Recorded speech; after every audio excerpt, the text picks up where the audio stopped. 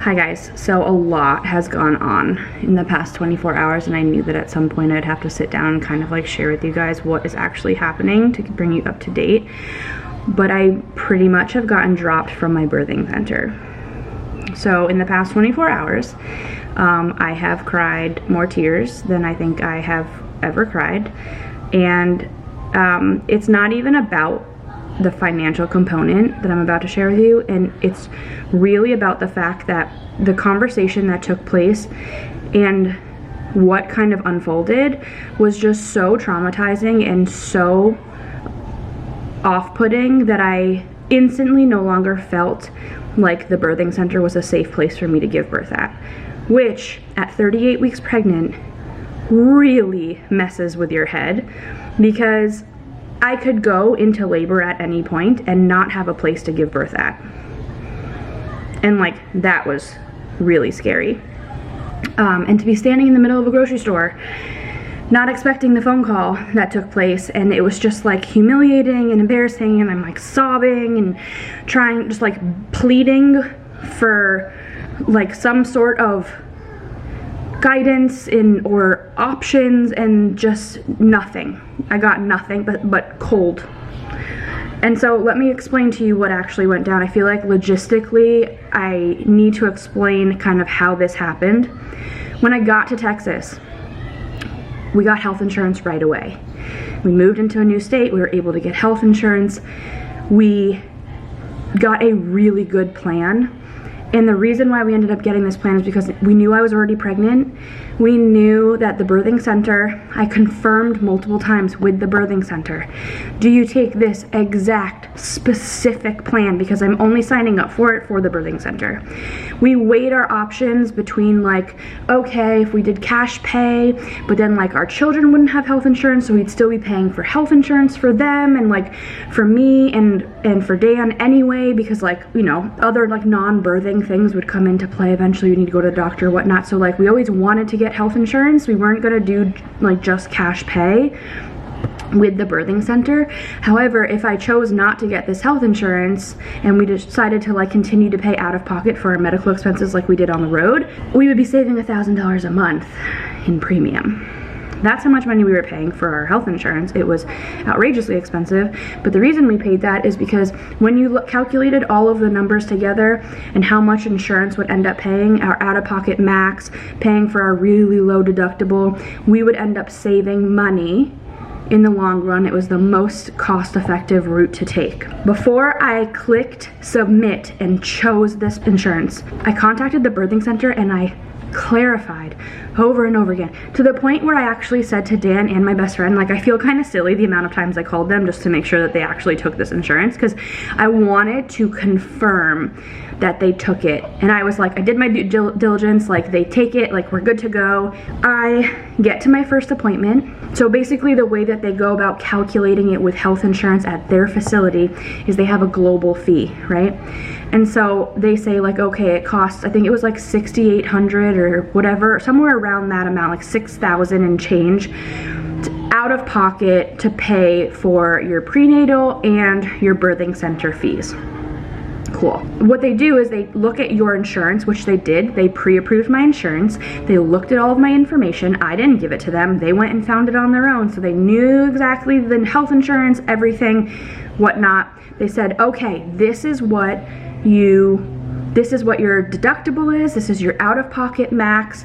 These are the charges that will not be sent to insurance, but you'll have to pay cash for. We sit down, we talk about it. I asked a million questions. It ended up being that I would owe $1,600 and it would be split amongst payments. Every month that I would go into the birthing center, I would pay the $400 or whatever until I was due. And so I paid in full. Every month I paid, and we got those payments in and we were good to go. They told me multiple weeks in a row that I'm paid in full, everything's great, cool, awesome, wonderful. Then I started to notice on my health insurance that claims were getting denied. But the first time I brought it to financial's attention, right, she said to me, she was like, no, that's not actually getting denied. It's just saying that, like, if it was to get denied, this is how much you would potentially owe. And I was like, oh, okay, that makes sense. I haven't actually gotten billed, right, for anything. It was just showing my claims, like, you know, and so it was like an estimation of cost, a potential estimation of cost. And I was like, okay, cool, sounds good. So I just chalked it up to like, okay, sounds great, like that's fine. I do have to say, I always thought it was weird that I had to pay my bill before they ever even ran my insurance, to the point where I went into my family, like local family group, and asked them if this was like common practice for places. Cause like for me, they've always just like ran the insurance and then the bill would come and then you pay the bill that's like left over, and like that's not, they want you to prepay. So like, let's say I wanted to get like a surgery done right now, like they would just be holding on to whatever I paid them and not actually applying it to my health insurance. Even though I've technically reached my deductible and my out-of-pocket max, I would still have to pay the full amount to the surgery that I would want to get, or the other doctors, and then they would refund me all that money. So I thought that it was sketchy to begin with, but apparently it's common practice, and I was like, okay. I went in there the next time and they're like, no, you're paid in full, all is good, don't worry. And the weird thing too was that I only had paid $1,200, and I went in there trying to give them $400 more to reach the correct amount, and they wouldn't take it. And they said like, no, you're good, you're paid in full. And I'm like, oh, that's sketchy, but okay, sounds good.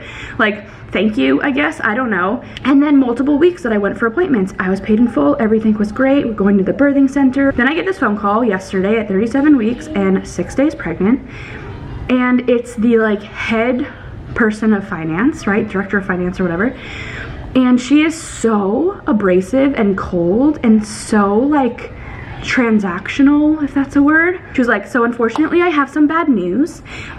We don't take your insurance, and so therefore unfortunately you would be considered an out-of-pocket like cash payer, and your total balance that is due is $5,000 and like blah blah blah and blah blah blah.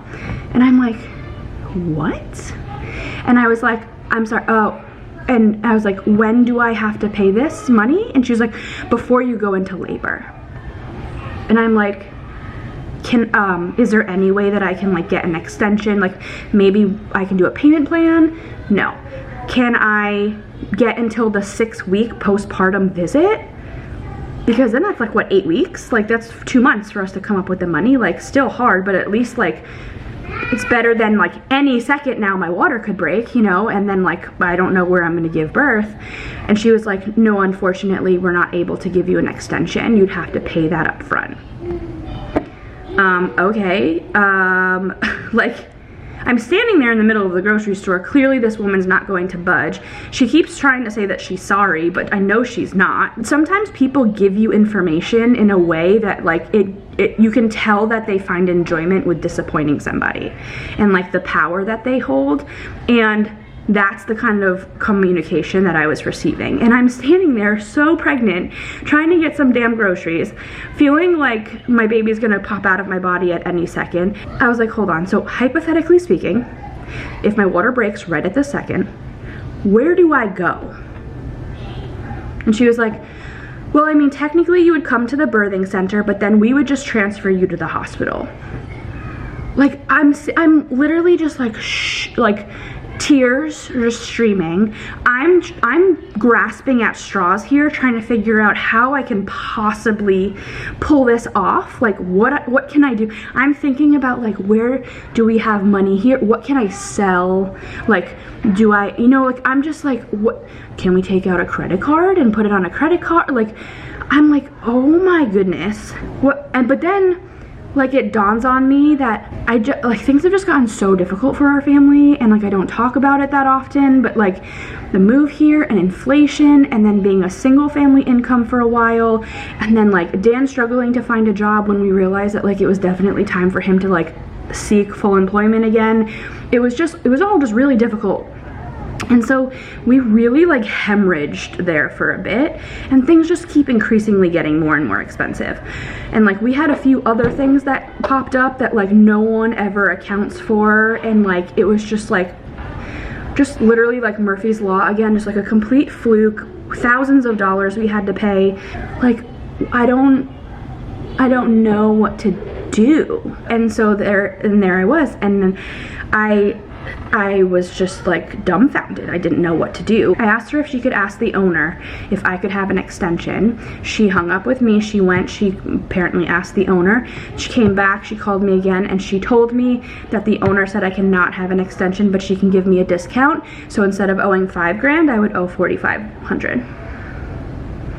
And I was like, icing on the cake too is the fact that I came to this birthing center at 20 weeks pregnant, like further than that. So the whole half of my pregnancy, they didn't actually give me any prenatal care, but was still charging me the global fee, when in reality, if they were able to actually itemize exactly all of the like things that they've actually given me for care, it would be significantly less than what I actually was paying for, and yet they still weren't really willing to do anything. It was also brought to my attention that there was like a whole meeting about me within that past week, and that it was specifically brought up that I was 38 weeks pregnant and how far along I was, and yet still this was the outcome that they felt was appropriate for the situation. I did my due diligence in finding out whether they take my insurance. I was invited into their facility. I was given the financial paperwork that was done up by them. I signed, they signed, and yet here I am at 38 weeks pregnant, being told that I can't go to my birthing center. I can't go and give birth with them. On top of that, by nothing being covered, right, by them not taking my insurance at all, I was then officially being a cash payer for all of my appointments. So I would have to pay. Now, on top of paying everything that I already paid, I would now have to start paying the, what, $200, $250 for my appointments. And I had one this morning. I did not go to it. I had to cancel it yesterday. But then I would have also not had the prenatal care that I had. So yes, I could have continued to go for my prenatal care, but I would be getting charged for it and paying out of pocket. So in reality, they were not giving me an option. It was gross. Felt negligent, and it's not even about the money at this point. I don't feel comfortable there. I don't feel welcomed there. I don't feel supported there. If I advocate for myself to go to the birthing center, they can simply, I'm at their mercy. They can just be like, ooh, X, Y, and Z is wrong. We're going to transfer you out to the hospital. That's their choice. So like, I don't feel comfortable trusting them in labor with my birthing experience, having had all of this happen. The owner did in fact call me. She was very kind on the phone.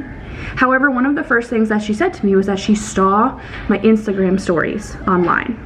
I did not say the birthing center, but I do have a lot of the staff that follows me on social media because I've built relationships with these people. They're incredible. They were amazing.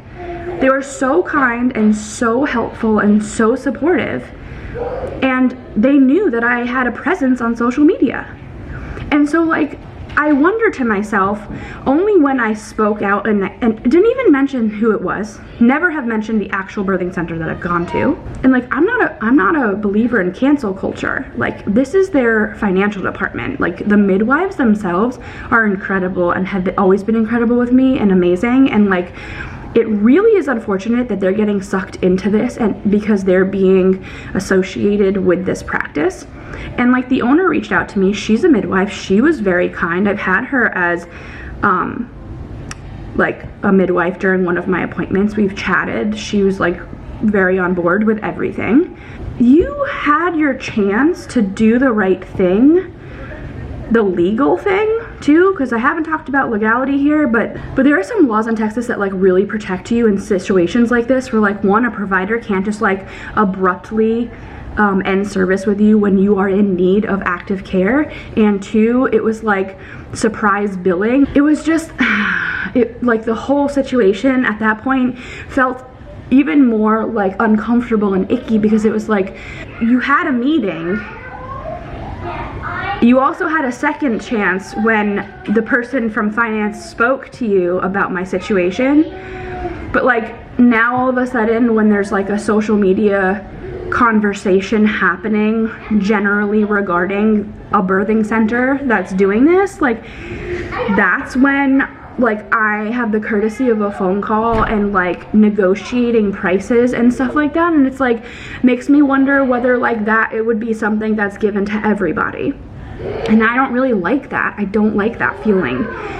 And I don't feel comfortable. So what I realized is that like blessing in disguise, maybe I'm 38 weeks pregnant. I don't have any signs of ICP. I'm feeling really good. Why don't I have a home birth? Why don't I try to have the birth I've truly always wanted, but always felt like wasn't in reach for me because of my ICP diagnosis with Sawyer? And so I did it. I was like, you know what? I made a friend here. She's incredible. She's a doula. She's just been like, honestly, a godsend this whole time. And I'm really grateful to have her here. And she was the one who had a home birth, and she was the one who gave me recommendations for midwives and really like advocated for me here in this time of crisis yesterday. Like she was at work, but she was like gung-ho, like stepping up for me and like contacting people that she knows. And I found a midwife who is so wonderful, and I really just meshed well with her. And while it's not 100% set in stone right now, I filled out my paperwork last night. We talked to each other yesterday. We asked a bunch of questions, sent her all of my medical documentation. She was able to see everything, said that I was a good candidate for it, talked about what my like birthing wishes would be. So I basically did that, and then now we're at the point where I have to give her a down payment for her services because I still do have to pay for them. I just figured like if I'm going to give anyone money, it's not going to be the birthing center because I don't feel comfortable being there and I don't think that they deserve it. I have an army of women rallying behind me like and around me and just like hugging me in love and comfort. I have received hundreds upon hundreds upon hundreds upon hundreds of DMs just in support and just sharing their anger with me and frustration and the need for like change. And there are people who had my Venmo information who shared it and are rallying to help contribute to home birthing fees so that I can have the birth that I've always wanted and dreamt of, while I feel so like uncomfortable because I'm usually the one who is giving and supporting and advocating for. I feel like these women are supporting and advocating and donating to me, and it's like I don't feel deserving of it even though everyone is saying that I am. And like I just, as uncomfortable as I feel and icky as I feel, I'm just so grateful. I'm just so grateful because I know that everyone is struggling right now, and for people to care enough to help me advocate for myself and reach the birth that I've always wanted, like words cannot, there are just no words for it. And I'm sure those of you who have ever been in a situation similar to mine, just where people have reached out to you and helped you, truly helped you just because they feel they're just kind and they feel called to doing so. Like knowing that there are people, so many people out there that you're surrounded by, it's just like an unimaginable like feeling. Like it's hard to explain. I feel like by the end of today things will be set in stone. I will have a meeting or like an actual in-person appointment with this midwife today or tomorrow, and I will be able to sort of really get things going, put down the deposit. She's also incredible and knows that this was a financial burden that was just sort of sprung up on us. Like we had done everything to pay what we were supposed to pay, and then all of a sudden we have this $5,000 payment that we have to make within days. Like, ooh, pretty sure our umbrella just broke, but that's okay. It's like really windy outside. So yeah, that is the update of what's going on right now. So as of right now, I canceled my appointment at the birthing center, even though they just, very strangely, they just actually made me a new appointment. Maybe they're just like really confident in the fact that like I don't have any other options. And they're like, well, she canceled her appointment, let's make her a new one. I am hoping that by tonight I can get back on here and I can actually say to you guys that I officially have a midwife, I'm officially having a home birth, I've officially made payment. Oh, that's what I wanted to talk to you guys about, is that like this midwife, your friend told me that you were having a little bit of a financial issue, and she was like, what I want you to worry about right now is giving birth to a healthy baby. That's what I want you to worry about. I want you to focus on having the birth experience that you want to have. And she was like, we can talk about payment plans, we can talk about how much like works for your family. She was like, we'll figure that all out. You don't have to worry. I know I use the word a lot, like a trailblazer, but like what a trailblazer for women, right? Like when somebody so intensely dropped the ball, this woman just comes out of nowhere and she's like, I got you. Like, I got you. And that is who I strive to be when I am a medical provider in the future. Like, that is who I'm going to be. I am going to be able to give back. And I feel like this is happening to really focus my mind on truly what I want to do in this world. And I know that there are so many people virtually that I've been able to help, but I cannot wait until the day comes that I can truly give back to families the way, in like compassion, and the way that I have felt in the past 24 hours. So that is it. That is my long explanation and tangent as to what has been going on. It was a very difficult time, and I was very upset, and I'm feeling a little bit better, and I feel weak, but I feel strong in the sense that I have so many people just lifting me up right now and just like keeping me in their thoughts and their prayers, and just in general just being around. So that is what has gone on. I don't know if there'll be any more to this video. Honestly, I feel like this in and of itself is just really important to be isolated in a single video so that you guys can like really understand what the heck is happening. And I'm hoping that maybe tomorrow, at 38 weeks and 1 day pregnant, that I can have some more uplifting, better news to share with you guys. But thank you guys so much as always for hanging out with me and for supporting me and just being here. And like, oh man, it just makes me like the butterflies that I have in my stomach, and just like the emotions that I feel knowing that like you guys are all there is just like, it's beautiful. So thank you so much for everything that you have done for our family, and we'll see you guys tomorrow.